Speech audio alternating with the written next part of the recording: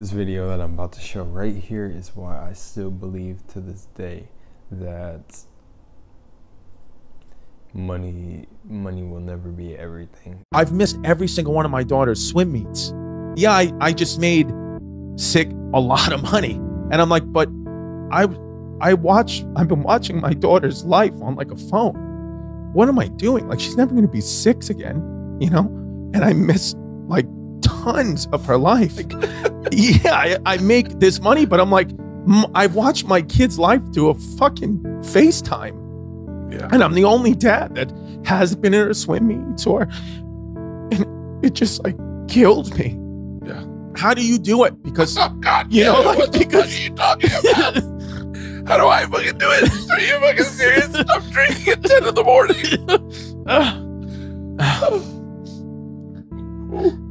I can't tell you it gets better.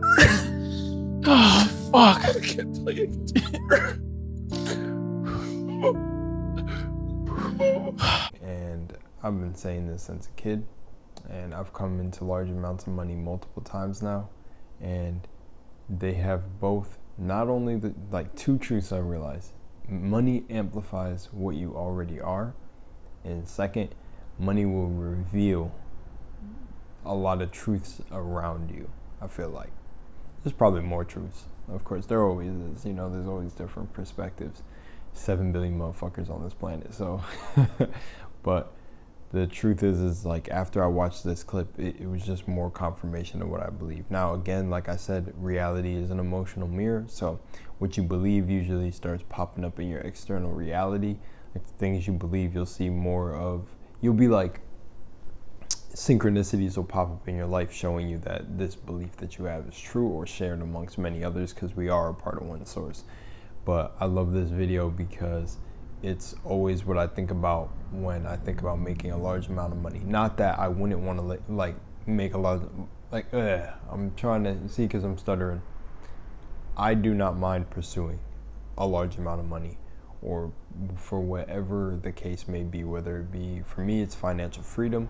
The thing is I know a lot of people's mindsets are really trapped, and that's why I feel the need to almost make this video, and not, you know, I hope it's not taken the wrong way by people, but I gotta speak out and say, like, I know you don't want to be this guy. This is, to those two gentlemen, I always say this, you don't want to end up in that position. A lot of people don't even love themselves enough to the point where they come into that money and it amplifies the good things that they built in themselves. It amplifies all the shit that they haven't dealt with. So I just know, I really know from experience. And the thing is it's just funny to me because I never had to go through something like as deep as that, but I had money reveal truths. And it's just like, it's funny that sometimes there's this narrative push that you always got to chase a bag. I think that that's bad. I think if you don't chase what you're passionate about and what makes you happy, genuinely happy with that you know won't destroy your life. Because I know that there's some cases when people chase something that they're happy about, it can mess them up, where it's not really the best decision at the time. Whatever the case may be, I still think it's 9 times out of 10 way better to chase something you're happy about and have money be the byproduct than to chase the money and try to have happiness be the byproduct of that. Because I think when people say money can buy, like, money can definitely help you experience some of that happiness. That is very true. But the thing that is like 2 times over that, the truth that I'm seeing, that money can also buy a lot of fucking pain if you don't know what you're doing with it. And if you don't know what it's also doing to you, if you're not yourself, when, like, I'm just telling you, the whole thing is really, I'm not saying don't make money, but don't let money make you. Because this thing is sad, man. This video is really sad.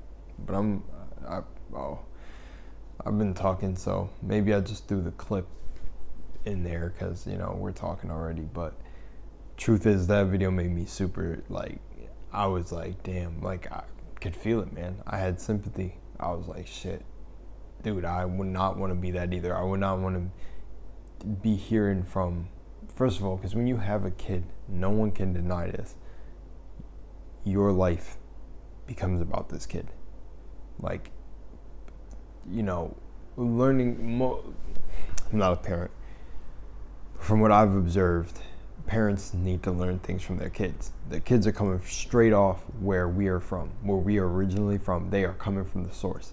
They got knowledge to show us. They got to show us the simpler things in life, the more childlike behavior. Not childish, not to be childish, but to remind parents to be more childlike, to be more, you know, caring but carefree at the same time in reality. In this reality, I feel like it's more like a balance on earth.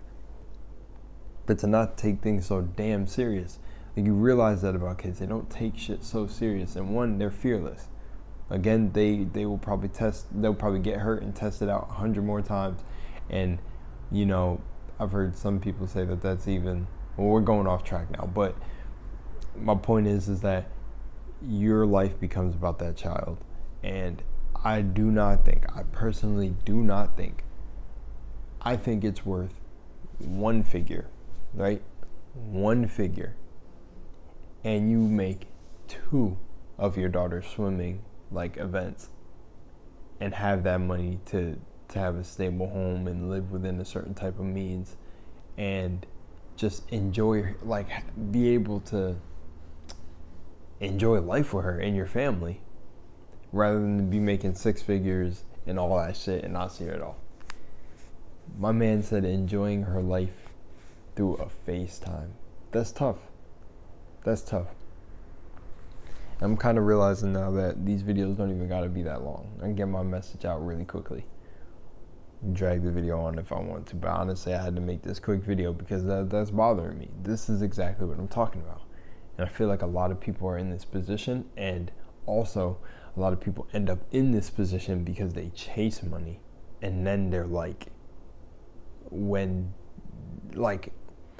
the chase, no one even talks about this. I've never even heard anyone saying this.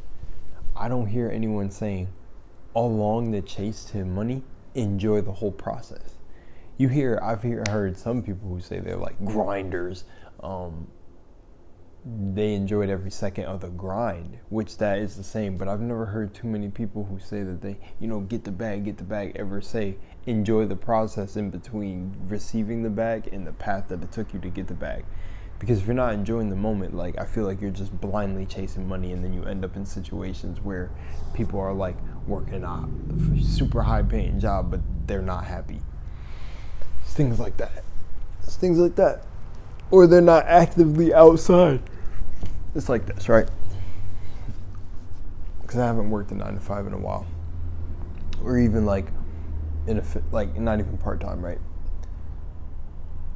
If you're not going to your job, and then with the hours you have remaining outside that job, looking to some way add value to your life, whether it's a course, whether it's like more spiritual advancement, whatever, if you're not intaking knowledge to try to level up in this game some other way, I don't know what you're doing.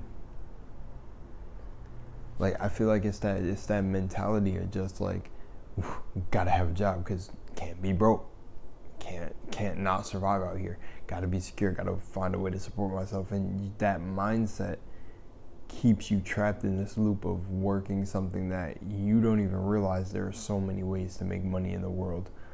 And that just scares me. I feel like people need to teach the good things about making money and how to make money and blah blah blah, be mentors.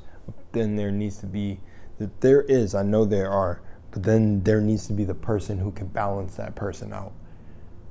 That I would hope like a portion of that money that people are chasing will go into investing in the person who can teach these people how to live their lives, or how to separate their work from their life before their work becomes their life. And then you're 60 with fucking, I don't know, let's say $10 million. I don't know. You're 60 with whatever, $1 million, and you damn near fucking putting an arm and a leg trying to get $1 million type shit. You know what I'm saying? And you miss everybody else's life around you. It's like,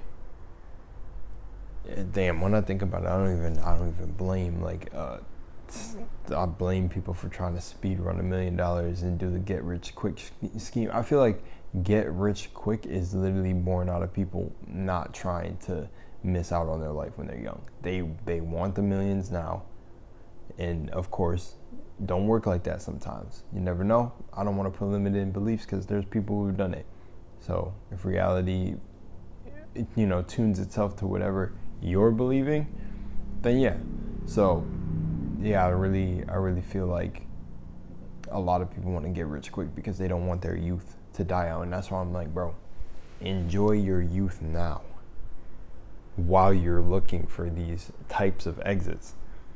Just it's all mindset at the end of the day. I feel like if you don't feel like you're trapped in a 9-to-5 and you're actively putting, like, using your time for value, you're trading your time for value, like, you're not coming out wasting your time playing games after work or whatever. Like, yeah, decompress, do what you gotta do to chill, but as long as you're not doing that every day. Maybe one day you're like, time to game out. Then another day you're like, okay, let me take this course on real estate. That's one I hear that's popping lately, you know, learning real estate or learning skills for other things, so you're not just trapped in this box for the rest of your life. But you know, that's just me. I feel like there's still more than life to that, and I hate having to make videos like this, but I feel like this video will at least speak to many people who live this life, because that's like the forefront of the distraction. I feel like that is one of the biggest distractions to get to deeper of what's going on, of like, motherfuckers shouldn't have to be even working jobs they don't like to begin with in this world, but no one questions. Well, people question, but there ain't enough people question. There ain't enough. You gotta be met with more action. All right. Much love and moonlight, and I'll see y'all in the next one. Peace. And you know what? Let me say this too, because my bro actually brought this up to me the other night. I never seen the video of Andrew Tate talking to his brother, and his brother telling him, like, hey, like, he was working a 9-to-5. He said, I want to be like you. I want to get 9-to-5. I want to start working, put in work. And his brother go, no, don't be like me. Look for a way out. While I'm doing this and grinding and, you know, supporting us and bringing in money, like, from this job, you look for a way out. I didn't know that. Now, I'm not knowing how much is what about Andrew Tate's story. I know he comes from a hard background. I don't know too much about the guy. I was asked to make a video, like, how I felt about him. I don't even know if I want to do that because I don't really care to talk about people too much. But yeah. So to be fair, but yeah, they're bringing that point up is for if you are someone who knows, like, a young genius or a young entrepreneur or someone that sees opportunity at every corner. It's like me, but that was so ego. I love it. I love when that shit happens. But the thing is if you know someone who is actively doing, like, and I'm getting so serious, bro. That's why I had to do that code switch real quick. No, that's not code switching, but like that little switch. You have to understand that if there's someone in your reality that's got these ideas, that's like, yo, I think we could invent this or make shit. The light cut out. So yeah, but if you know a young genius, if you know someone who's actively looking for a way out, if you know someone who is a young entrepreneur, someone with the ideas, someone who has the drive, is hungry, is trying to execute, be the person for them then. Be a part of everybody's got to play their part, right? So be that person that can support that person, and when they make it, I'm sure they're taking you far. I'm sure if they have like pure intentions, pure heart, they'll take you far. And that's it. That's my message, seriously. Because we can't all be in a group, right?